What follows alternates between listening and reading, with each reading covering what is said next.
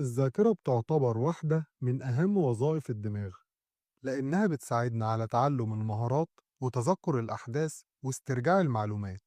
في فيديو النهاردة هقولك على 4 أسرار هتساعدك إنك تقوي الذاكرة، وكمان هقولك إزاي تقدر تحسن قدرتك على التركيز، وإزاي تقدر تخزن المعلومات في ذاكرتك لأطول مدة ممكنة.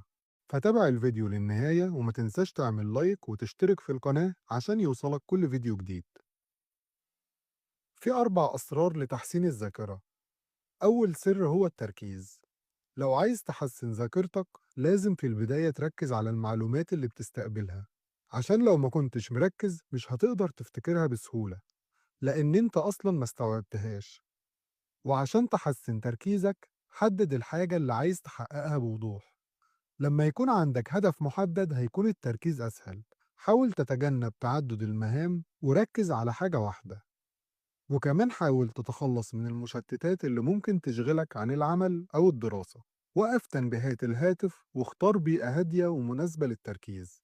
وكمان ممكن تستخدم تقنية بومودورو اللي بتعتمد على العمل لمدة 25 دقيقة والراحة لمدة 5 دقايق.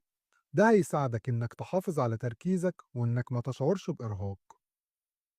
السر التاني إنشاء صور ذهنية. لو سمعت معلومة مش هتقدر تفتكر منها بعد 3 أيام غير 10%، لكن لو ضفت ليها صورة هتفتكر 65% منها.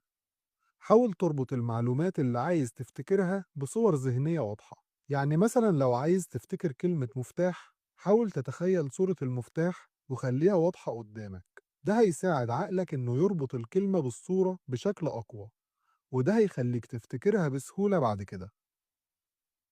السر الثالث إنشاء الروابط. ممكن تربط المعلومات بحاجة مألوفة بالنسبة لك وعارف تفاصيلها كويس جدا. يعني مثلا لو عارف شكل غرفتك كويس ممكن تتخيل إنك حاطط معلومة معينة في كل مكان فيها. وممكن لو بتحفظ درس معين تحط كل فقرة في مكان معين.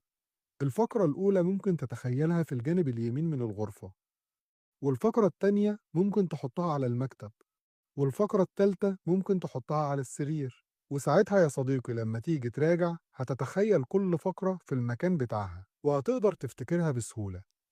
يعني ببساطة بتربط المعلومات بمكان معين، وده هيسهل عليك إنك تفتكرها عشان عقلك ربطها بمكان معروف. رابع سر هو المراجعة المستمرة. لازم بعد ما تتعلم حاجة جديدة ما تكتفيش إنك تسجلها مرة واحدة في ذهنك، لازم تراجعها باستمرار. يعني بعد 10 دقايق راجعها مرة، وبعد ساعة راجعها